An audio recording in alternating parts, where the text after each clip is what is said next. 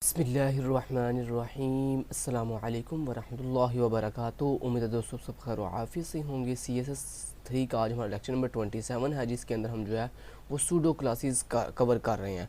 आज हम 204 pseudo classes cover करेंगे। एक एम्प्टी की सूडो क्लासेस, एक अनेबल की सूडो क्लास, एक डिसेबल्ड की सूडो क्लास और एक लास्ट पे चेक्ड की सूडो क्लास।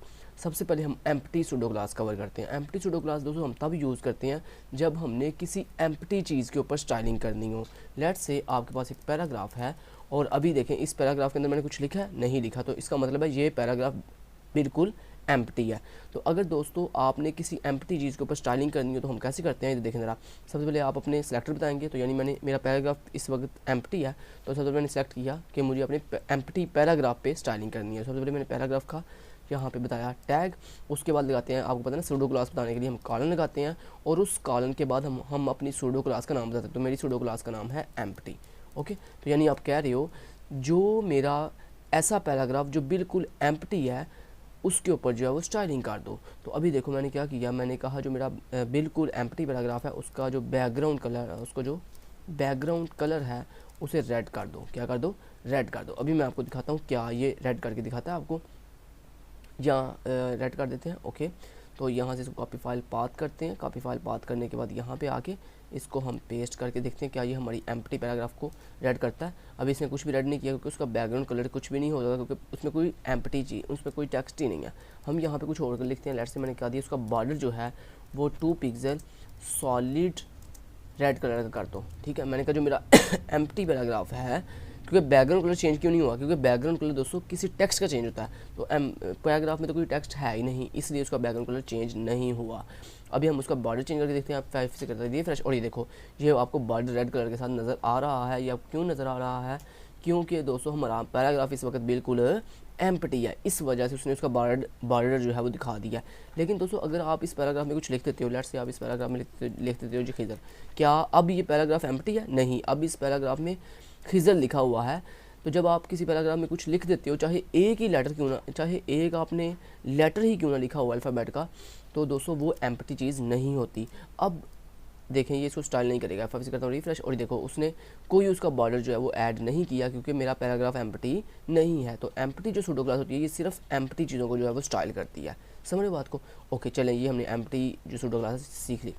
नेक्स्ट में दोस्तों अनेबल और डिसेबल्ड की सूडो क्लास कवर करनी है। तो अनेबल और डिसेबल सूडो क्लास कवर करने के लिए हमें एक इनपुट फील्ड चाहिए। इस इनपुट फील्ड के अंदर हमने टाइप इक्वल टू टेक्स्ट रख दिया और इसके अंदर मैं कुछ वैल्यू भी लिख लेता हूँ।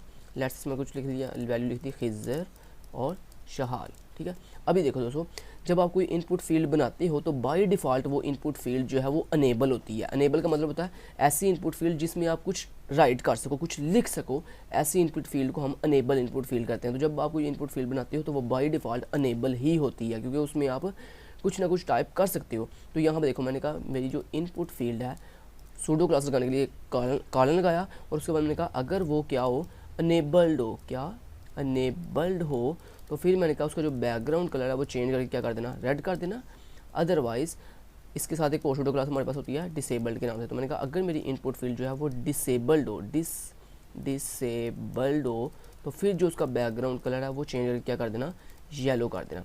अभी मैं आपको दिखाता हूँ, जैसे मैंने आपको बताया कि जो भी इनपुट फील्ड आप बनाते हो वो बाय डिफ़ॉल्ट क्या होती है, अनेबल ही होती है। तो अभी उसका जो बैकग्राउंड कलर है वो क्या होगी, रेड हो जाएगा। रेड इसलिए हो जाएगा क्योंकि वो बाय डिफ़ॉल्ट क्या है, अनेबल है। अभी मैं आपको दिखाता हूँ, F5 से करता हूँ रिफ्रेश, और ये देखो दोस्तों जो आपकी इनपुट फील्ड आई है उसका बैकग्राउंड कलर क्या है जी, रेड है। रेड क्यों है? क्योंकि by default her input field जो है वो अनेबल होती है। तो अभी डिसेबल कैसे करते हैं किसी इनपुट फील्ड को दोस्तों, चूँकि मैंने यहाँ पे कहा जब मेरी इनपुट फील्ड क्या हो, डिसेबल्ड हो, तब उसका बैकग्राउंड कलर जो है वो येलो कर देना। तो बाय डिफ़ॉल्ट तो हर इनपुट फील्ड अनेबल होती है। अब उसे किसी भी इनपुट फील्ड को डिसेबल करना हो तो कैसे करते हैं, सिंपली हम उस इनपुट फील्ड के टैग के अंदर जाकर लिख देते हैं डिसेबल्ड। क्या लिख देते हैं? Disabled attribute. जस्ट आपने डिसेबल्ड लिखना है तो वो आपकी चीज़ डिसेबल्ड हो जाएगी। अब जैसे ये डिसेबल्ड होगी तो अब इसका बैकग्राउंड कलर क्या हो जाएगा, येलो हो जाएगा। ठीक है। तो F5 से करता हूँ रिफ्रेश और देखो क्या मेरा बैकग्राउंड कलर जो है वो येलो हो गया। तो हमें समझ आ गई कि अगर कोई इनपुट फील्ड अनेबल हो तो उस पर भी हम स्टाइलिंग कर सकते हैं, और अगर हम चाहते हैं कि कोई जब इनपुट फील्ड कोई डिसेबल्ड हो फिर उसके ऊपर क्या स्टाइलिंग हो, वो भी हम जो है वो इस डिसेबल्ड सूडो क्लास के साथ जो है वो ऐड कर सकते हैं स्टाइलिंग, ठीक है जी। तो आपने इनेबल और डिसेबल्ड और एम्प्टी की सूडो क्लास सीख ली। अभी लास्ट में चौथी जो सूडो क्लास कवर करनी है वो है जी चेक्ड सूडो क्लास। दोस्तों चेक्ड सूडो क्लास दोस्तों लगती है एक रेडियो टाइप के ऊपर और एक आपको पता ना आपकी एक HTML के अंदर एक इनपुट टाइप होती है रेडियो और एक होती है चेक बॉक्स। तो रेडियो के ऊपर भी आप चेक्ड सूडो क्लास लगा सकते हो और उसके ऊपर भी चेक बॉक्स के ऊपर। तो मैं यहाँ पे चेक बॉक्स ले लेता हूँ। तो मैंने input type equal to check box ले लिए और उसके बाद यहाँ पे देखें एक चेक बॉक्स मैंने ये ले लिया। उसके बाद अगेन मैंने एक input field type equal to check box ले लिया, चेक बॉक्स, ठीक है। 2 चेक बॉक्स ले लिए। अभी मैं इन दोनों चेक बॉक्स के बाहर कुछ लिखना चाहता हूँ। लेट्स से मैंने यहाँ पे इस चेक बॉक्स के आगे लिख दिया आई हैव आ बाइक, ठीक है, I have a bike. Let's say मैंने ऐसे लिख दिया। देन जो नीचे वाली फील्ड है उसके अंदर मैंने लिख दिया आई हैव आ कार, ठीक है। लेट्स मैंने ऐसे लिख दिया। अभी देखो दो हमारे पास चेक बॉक्स बन के आ गए हैं। अगर मैं आपको दिखाऊं फिलहाल के लिए F5 रिफ्रेश करता हूँ और देखो दोनों चेक बॉक्स चेकड हो रहे हैं।